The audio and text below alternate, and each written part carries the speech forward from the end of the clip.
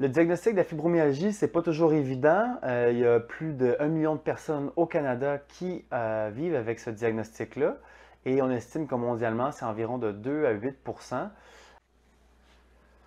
Bonjour tout le monde, ici votre dévoué Maxime Miro pour la chaîne YouTube La Réadaptation sans complexe.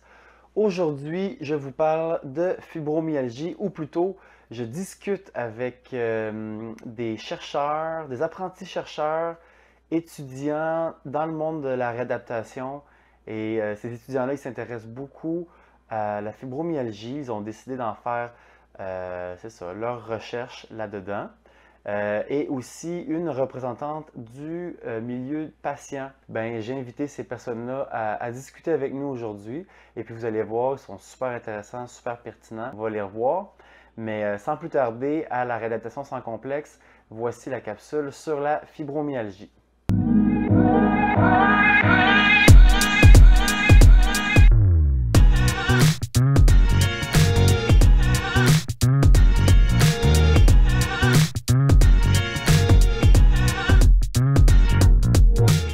Est-ce qu'on connaît des facteurs qui peuvent prédisposer une personne à avoir de la fibromyalgie? Première question. Et deuxième question, à avoir une fibromyalgie qui est très difficile de vivre avec, donc une fibromyalgie qui est plus handicapante.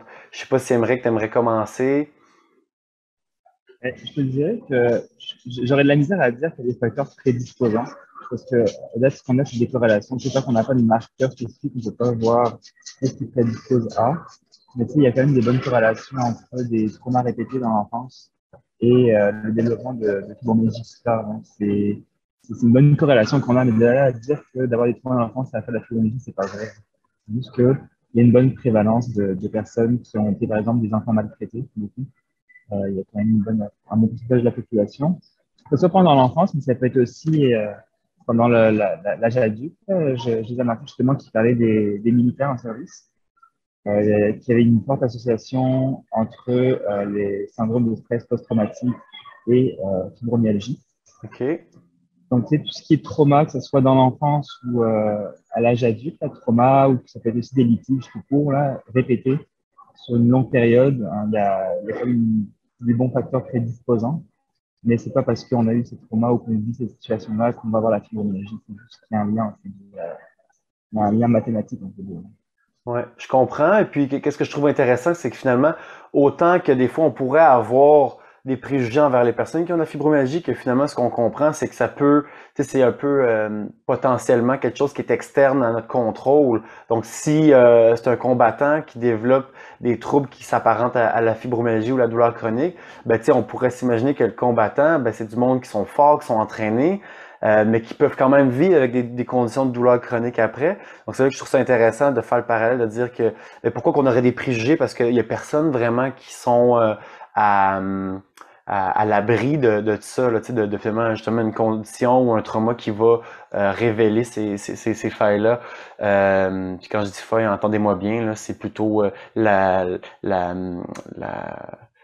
la manifestation physique hein, d'un trauma. C'est souvent ça, des fois la douleur ou des troubles psychosomatiques, là.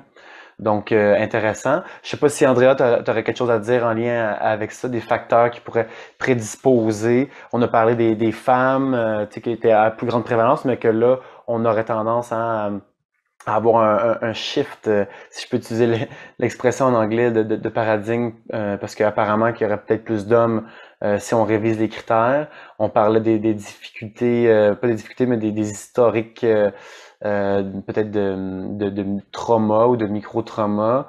Y a-t-il d'autres choses qui peuvent précipiter peut-être une fibromyalgie plus handicapante, plus, c'est ça, avec un plus gros niveau de douleur ou un plus gros niveau de symptômes?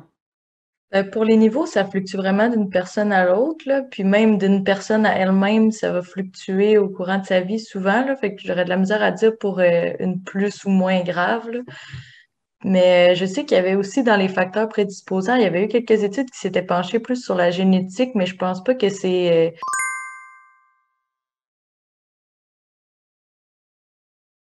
encore une fois quelque chose qui est dans le béton, là, comme Émeric disait, je pense pas que c'est comme cause à effet, là, mais il y aurait peut-être des certaines corrélations à faire, là.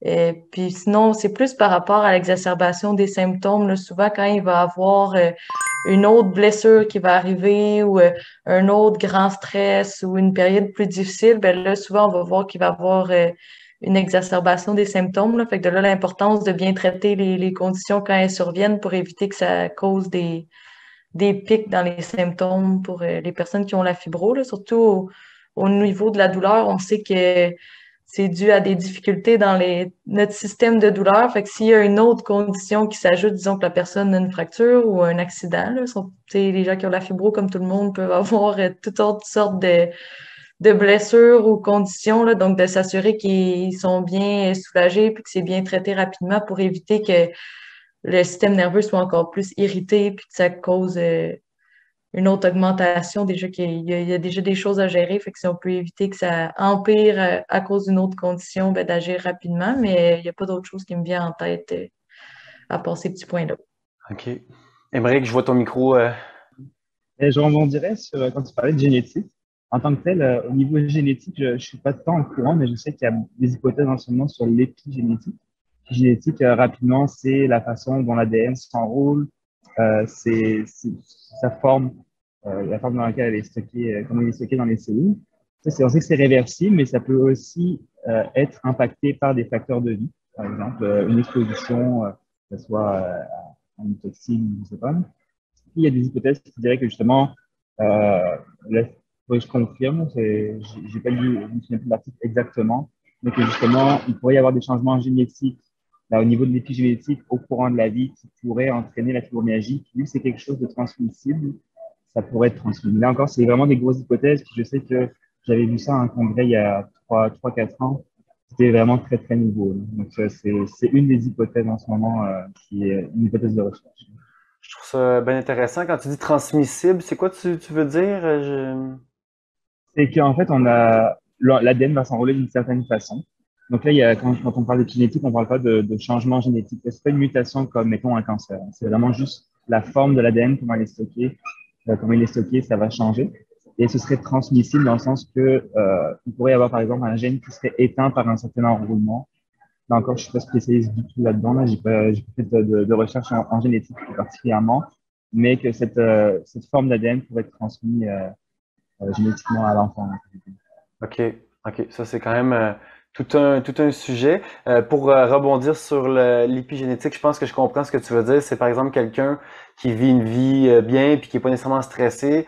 S'il vit un gros stress, par exemple, après, une forme de son épigénétique pourrait s'exprimer pour être quelqu'un d'un petit peu plus hyper vigilant et stressé de manière chronique par la suite. C'est ça que tu voulais dire. Encore une fois, ce sera vérifié. Là, je dirais pas que je suis Oui, spécialiste c'est là-dedans. sûr. C'est sûr, je vais aller vérifier ça. Mais oui, c'est ça. OK, intéressant, merci. Puis dans le fond, ben c'est ça, là. Je voulais vous entendre. Est-ce que vous savez s'il y a des facteurs comme encore là dans la section plus facteurs aggravants? Est-ce qu'il y a des éléments au niveau que vous êtes connaissant au niveau de la diète, du poids, c'est ça, on a parlé un petit peu tantôt de stress. Est-ce que vous savez s'il y a une composante plus comme c'est juste le terme en anglais qui me vient en tête, lifestyle, qui va venir influencer la fibromyalgie? Et puis si oui, comment que vous aborderez cette discussion-là avec votre client, votre collègue, votre membre? Tu sais, c'est quand on parle de diète, de poids, ça peut être un petit peu difficile. Je sais pas si Marie-Dominique, peut-être tu veux commencer. C'est difficile le poids et la douleur, en général, parce que beaucoup de médicaments pour la douleur font qu'on prend un petit peu de poids, on est moins actif, on prend un petit peu de poids, on a moins le goût de bouger, ben on prend un petit peu de poids, puis là, après ça, on le sait qu'il faudrait qu'on perde un petit peu de poids, mais c'est difficile parce qu'on est moins actif, puis on est porté à essayer plein de choses. Je sais qu'il y a plein de diètes qui ont circulé aussi, le sans gluten, le keto, puis tout le monde, ou presque, je connais qui vit avec la fibro, a fait des essais pour améliorer sa qualité et sa condition de vie. Mais c'est pas facile non plus parce qu'on n'a pas beaucoup d'énergie avec la fibro. Donc, ça complique un peu les choses. Donc, autant qu'on pourrait peut-être avancer l'hypothèse que d'avoir du poids, c'est un facteur qui va contribuer à une plus grande douleur, mais qu'en contrepartie, à cause qu'on n'a pas assez d'énergie, à cause qu'il y a certains effets secondaires de médicaments qui vont faire en sorte qu'on va gagner du poids. Donc là, on est en train de trouver, ou en tout cas de jongler l'œuf ou la poule, autrement dit, c'est ça que vous êtes en train de me dire, là. OK, ben super intéressant. Je sais pas s'il y a mes deux cliniciens, un de vous deux qui aurait envie d'ajouter quelque chose. Je pourrais juste rebondir sur ce que disait Marie-Dominique. On parlait des essais-erreurs. Je pense que c'est beaucoup ça aujourd'hui parce que la recherche en nutrition, là, c'est vraiment quelque chose qui est compliqué. C'est difficile. La nutrition en tant que telle, c'est pas comme une molécule qu'on veut tester. Là, ça a un impact plus global. Donc, c'est juste, moi, ce que j'aurais tendance à dire, c'est direct l'essai-erreur parce qu'on n'a pas d'évidence aujourd'hui qui dit mangez pas de telle affaire parce que ça a augmenté vos douleurs. J'avais entendu une personne, c'était pas une personne fibromyalgique, mais qui avait des douleurs chroniques hautes, qui disait qu'elle a remarqué que quand elle prenait un dessert très sucré, ben, ça augmentait ses douleurs. J'avais d'autres personnes que c'était, par exemple, le gluten. Je pense que c'est quelque chose qui va être propre à chaque personne. C'est peut-être pas nécessairement lié à la pathologie en tant que telle, peut-être plus d'autres facteurs personnels. Donc, je pense que le point de décès-erreur de Marie-Dominique, c'est quand même un bon point, c'est quand même important. Mhm. Mais moi, ce que j'en tire de ça, c'est que finalement, c'est ça, il y a encore beaucoup de mécanismes qui vont faire qu'une personne ait plus de douleur ou moins de douleur qu'on comprend pas encore et que puis, tu sais, sans donner de conseils, il y a quand même un intérêt à dire, ben, tu sais, s'il y a une méthode qui vous fait plus du bien, ben peut-être en parler avec votre professionnel de la santé, savoir si cette méthode-là est bonne et s'il n'y a pas d'interaction néfaste ou potentielle avec d'autres, tu sais, des fois d'autres médicaments, là, tu sais, on veut pas encourager quelqu'un à faire une diète cétogénique alors que